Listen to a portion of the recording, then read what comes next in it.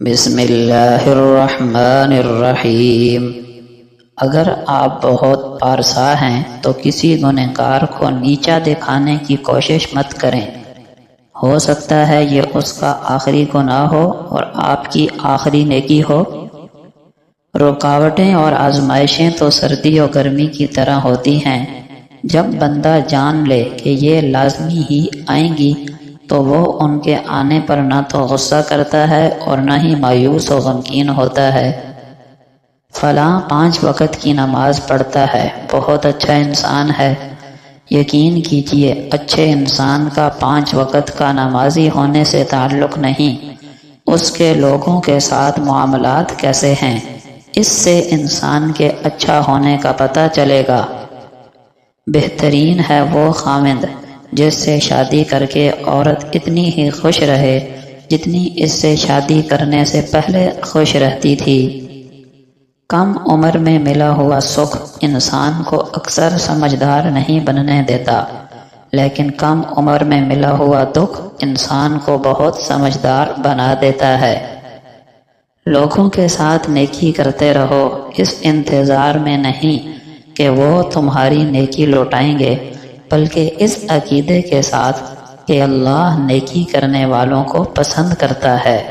معمولی باتوں پر گرفت نہ کیا کریں، درگزر کر دیا کریں، تاکہ روز قیامت رب تعالیٰ بھی ہماری غلطیوں سے درگزر فرما دے۔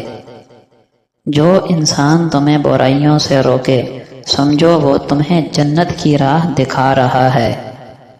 کتنے ہی لوگ ہیں جو اپنی بصارت سے محروم ہیں، تمنا کرتے ہیں کہ قرآن کو دیکھ سکیں، اور کتنے ہی سماعت سے محروم ہیں اور شدت سے چاہتے ہیں کہ قرآن کو سن سکیں۔ تو اے وہ شخص جسے اللہ نے سماعت و بصارت عطا کی ہے، تم قرآن کے معاملے میں کہاں کھڑے ہو؟ وضو کرو جوانوں کی طرح، نماز پڑھو بوڑھوں کی طرح، اور دعا مانگو بچوں کی طرح۔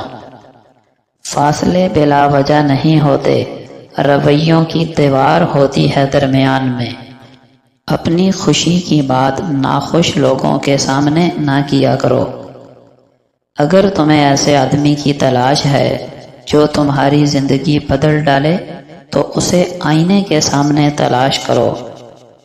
ایک جاہل اور بد کردار انسان کی نشانی یہ بھی ہے کہ وہ اپنے پاس موجود کسی بھی چیز پہ خوش نہیں ہوتا، بلکہ لا حاصل کی تمنا میں رہتا ہے۔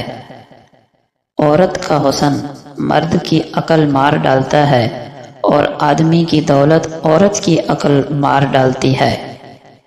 اگر کسی شخص کو اپنی اولاد سے محبت کا دعویٰ ہے تو وہ بچوں کی ماں کو خوش رکھے، یہی اپنی اولاد سے محبت کا عملی ثبوت ہے۔ بچوں میں خود اعتمادی اور تخلیقی صلاحیتیں تبھی پیدا ہوتی ہیں جب گھر کا ماحول خوشگوار ہو۔ بے صبری سے کچھ حاصل نہیں ہوتا سوائے اجر ضائع ہونے کے اور مصیبت کے دگنا ہونے کے۔ سچے شخص کو 3 چیزیں عطا ہوتی ہیں: حلاوت، ملاحت یعنی جاذبیت، اور ہیبت و عظمت۔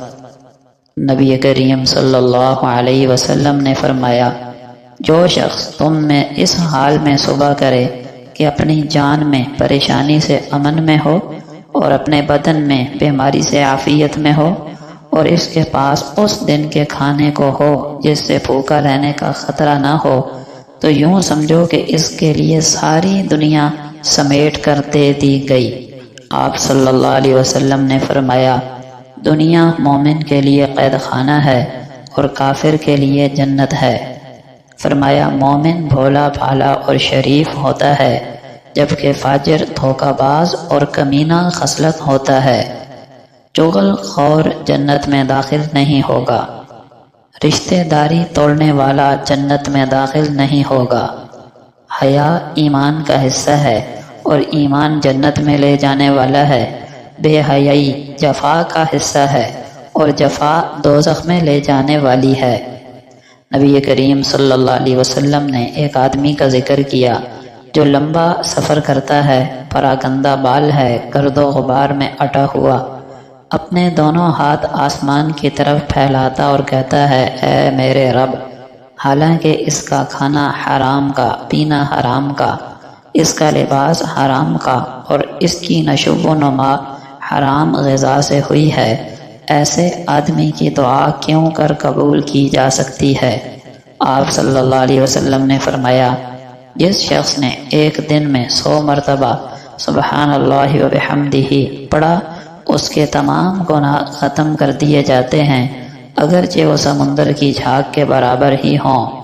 اس سے مراد صغیرہ گناہ ہیں۔